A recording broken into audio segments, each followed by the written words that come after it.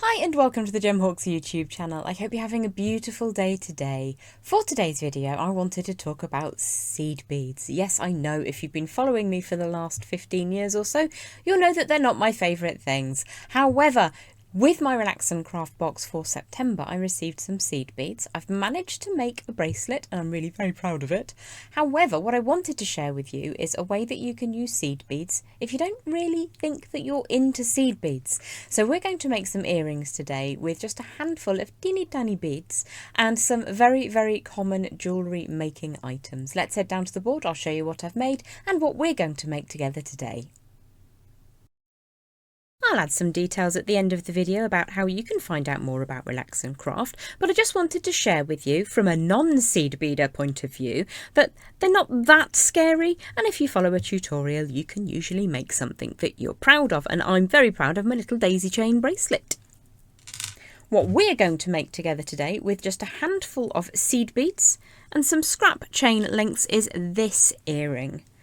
So what we're going to be working with for each earring, you're going to need some head pins, a large bead. Now this is a 6mm bead with a 1mm hole, so it's not that big, but when you compare it to the teeny tiny 11-0 beads that we'll be working with, then yes, it's a slightly larger bead.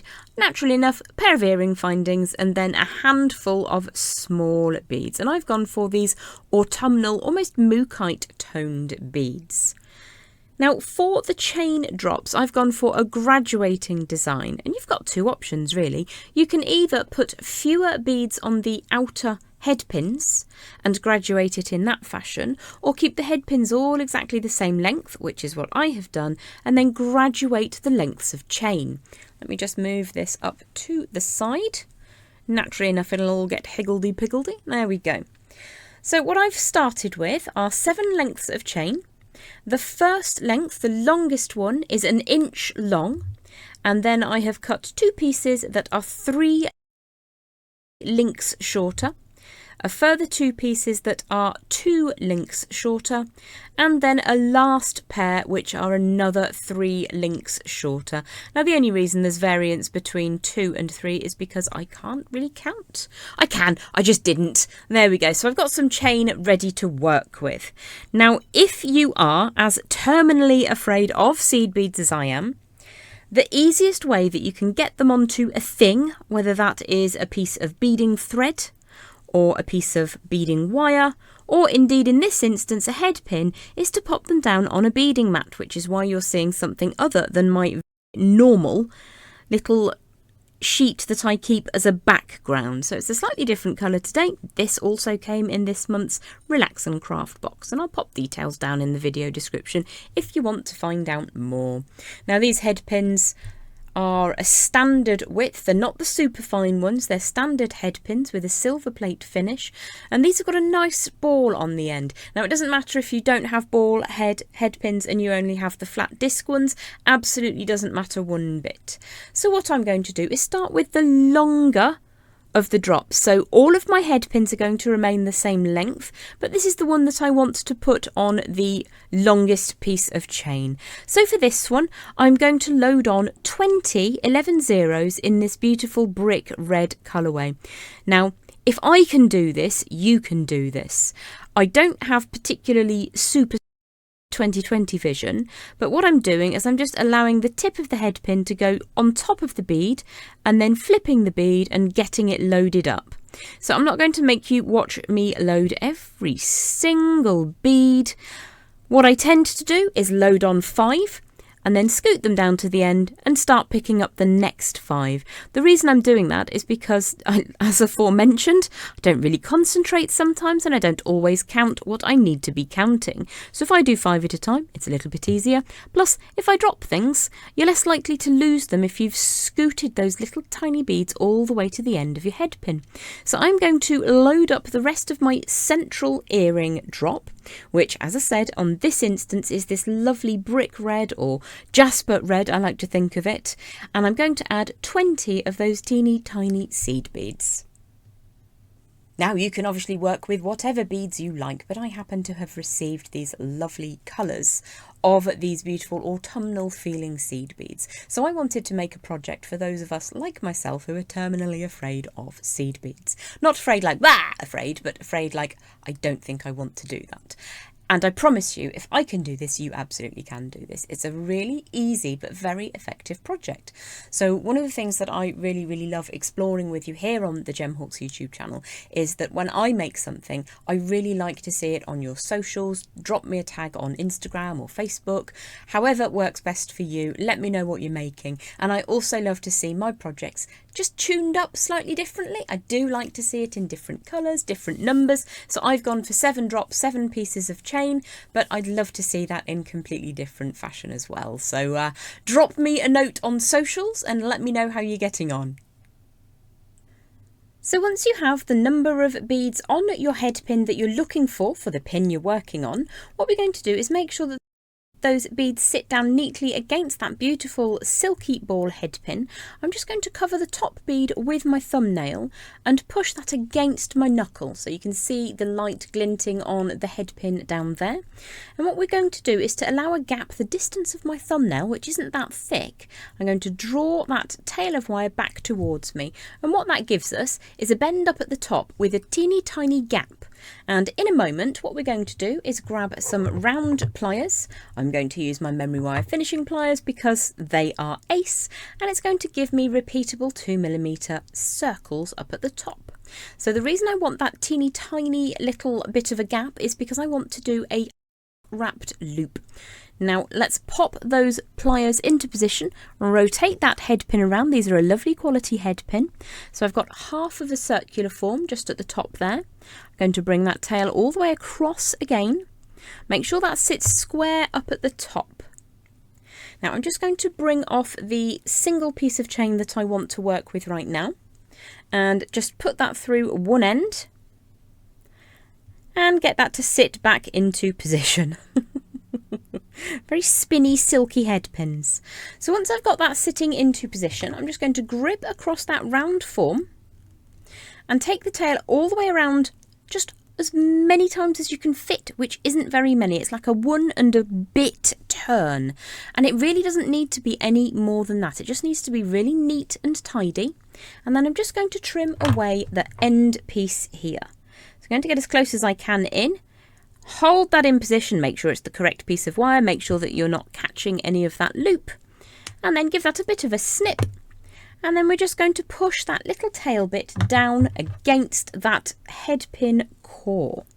So you might need to just give that a bit of a hold to make sure it's in the right place. What we don't want to be doing is smashing that top bead because we've counted them. We want the earrings to be the same on both sides. So just take a second to get that sitting nice and flush, and you've got your little central drop. So what I have done with each of the earring droppers is I've gone for 20 of the brick red to begin with, and then I'll create 2 pins for either side, again the same number of beads in total, but I'll go for 3 of the gold and 17 of the red.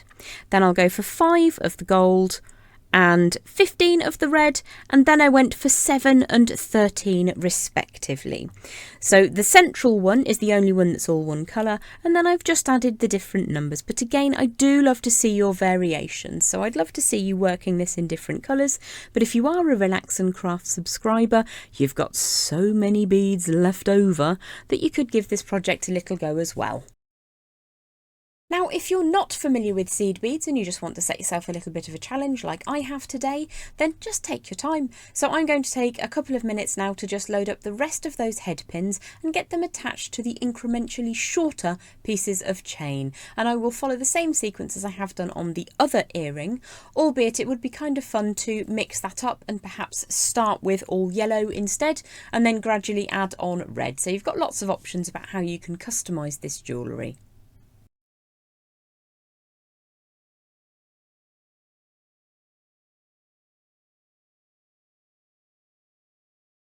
I tend to make all of my bars first with a little angle on them, and then I'll go through utilising my round form, in this case my memory wire finishing pliers, and just adding that to one end of those decreasing chain lengths.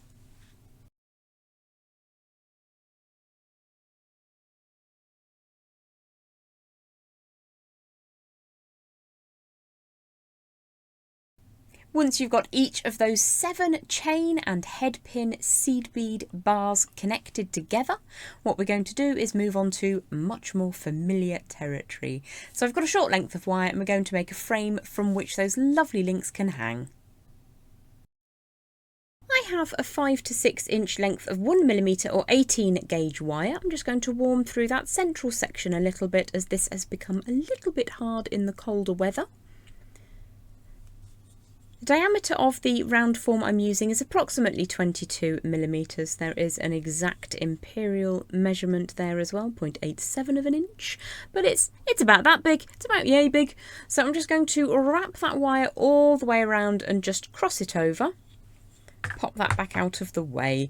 Now I do just want to be sure that it is the same size as the other one, because quite frequently these things kind of spring a little bit when you're not looking. So I've got the rounded form in the centre and I've just opened that out slightly because we're going to add a little bit of work hardening to most of that shape, and it just helps us when we come to tie the knot at the top, or to bring it together rather, to have a little bit of residual strength in that form. So I'm going to use my chasing hammer and just start moving around.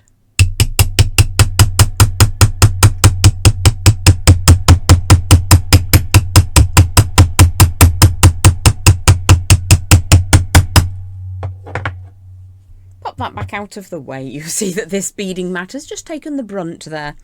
So I'm not looking to completely smash it flat, but it is a lot easier to work with a design like this if you have a little bit of residual strength. And then we're just going to feed on each of those little chain assemblies in order. You can of course check to see if there is a preferred side of those dangles, but generally speaking, if you tidy the end of that cut section after the wrapped loop, it should be pretty good to go whichever direction you see it from, but you do have the opportunity to feed those on in a particular orientation should you wish to. The main thing is to get them in the right order. At this stage, if you get it in the wrong order, you can always slide them back off and start again, so don't overly worry. We'll allow those to spin round and then just check that they are indeed in the correct order and that they look like the other one. So that looks like a matching pair to me. So in order to create the wrapping up at the top of this earring form, I'm just going to bring that rounded form back into position for a minute.